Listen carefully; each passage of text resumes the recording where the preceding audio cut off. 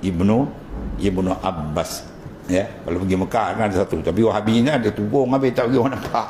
Dia tutup habis. Tempat tu nak ziarah, tempat tu makam besar tu. Makam ialah sepupu Rasulullah sallallahu alaihi wasallam yang dijamin syurga, dan dia mendapat terus doa yang hebat dalam tahnik baginda sallallahu alaihi wasallam. Kita bila budak kecil kan, kita sunat tahnikkan dia, belah mulut kan, belah mulut. Kita kadang belah mulut tak buat, dia belah kek punya. Dia kena nak hantar ke darah gitu. Orang Melayu orang apa, hantar ke darah gitu.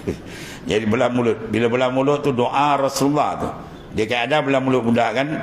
Kita kunyah tamar tu. Kemudian ambil sikit masuk ke dalam, tolak ke langit-langit, baca doa tu Rasulullah baca. Allahumma faqihu fid din wa alimhu fil Quran. Ya Allah, jadikan budak ni alim dalam hukum hakam dan alim dalam bidang tafsir. Sebab tu tafsir Ibnu Abbas diraihkan oleh para sahabat, ya. Jadi anda nak cerita Ibnu Abbas punya karamat, dia punya kelebihan.